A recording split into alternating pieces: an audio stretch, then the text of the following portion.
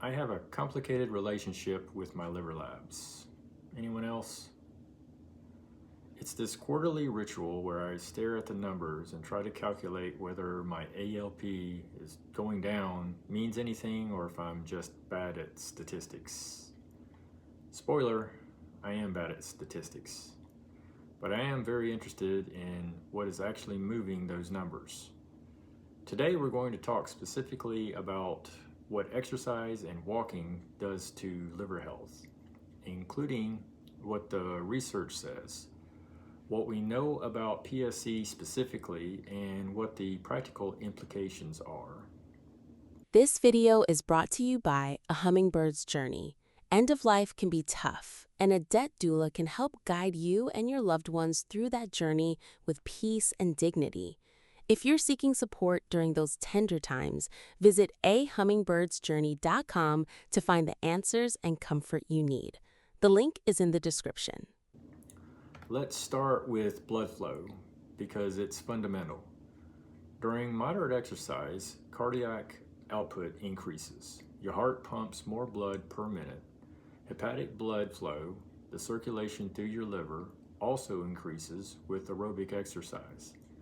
More blood moving through the liver means better oxygen delivery, better clearance of metabolic waste, and improved hepatic function overall. Research on non-alcoholic fatty liver disease has been particularly instructive here. Multiple studies show that regular, moderate exercise reduces liver fat content, reduces liver enzyme levels, including ALT and AST, and reduces liver stiffness as measured by elastography. Now, PSC is a different disease mechanism than NAFLD, but the liver is the liver. Improved hepatic circulation and reduced systemic inflammation benefit the organ regardless of the underlying pathology. Here's a nuanced point I want to make carefully because it took me time to understand.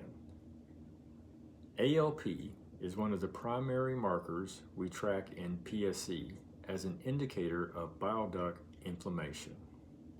And I'll be honest, the research specifically on exercise and ALP in PSC is limited. PSC is rare and there are very few exercise-specific trials. What we do know from the broader cholestatic liver disease literature is that physical activity is recommended by the Liver Foundation and clinical guidelines as part of PSC self-management. The Liver Foundation explicitly states, do more physical activity. Walking is great, and the mechanistic rationale is sound. Reduce systemic inflammation, improve portal circulation, support microbiome health, and you are addressing the upstream drivers of disease activity. The specific ALP research is still developing, but the mechanistic case is solid. Here's one that I think is under-discussed in the PSC community.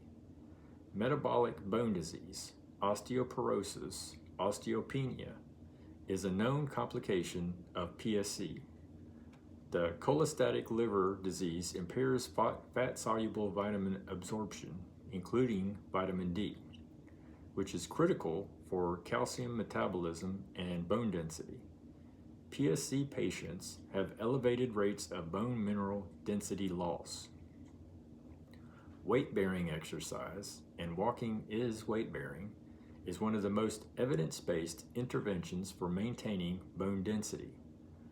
The mechanical loading on bones from walking triggers osteoblast activity, bone-building cells.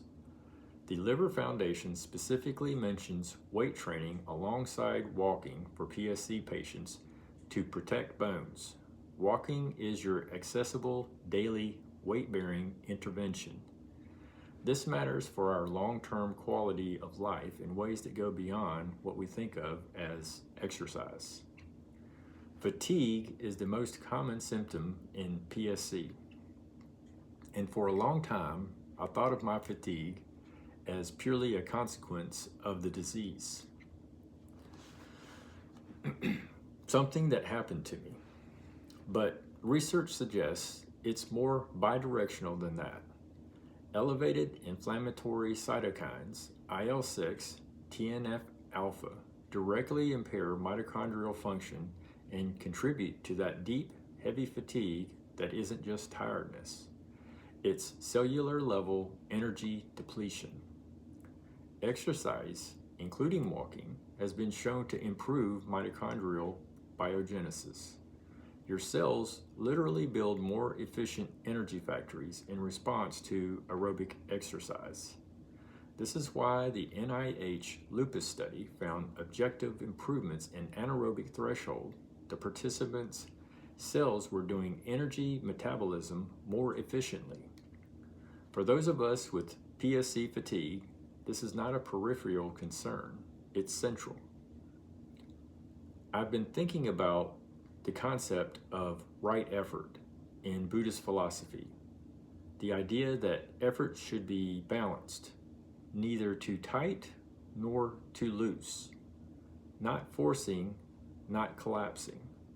Walking for liver health fits this perfectly. We're not asking the body to do something extreme. We're asking it to do something consistent, sustainable effort, day after day. That is the right effort. Your liver is doing an enormous amount of work even on its compromised days. It's filtering, it's synthesizing, it's trying. Walking is one way that you say back, I see you, I'm trying too. We're in this together. Next episode, we're going to bring everything together. The inflammation, the gut, the brain, the liver, the practice. I'm Kevin. I'm genuinely grateful you've joined me here at Battle Within Autoimmune Life. Please hit like, subscribe, and leave a comment. It truly helps the channel reach more people in the community. If something in this conversation landed for you, share it with someone else who might need to hear it today. I'll see you in the next one. Rest well.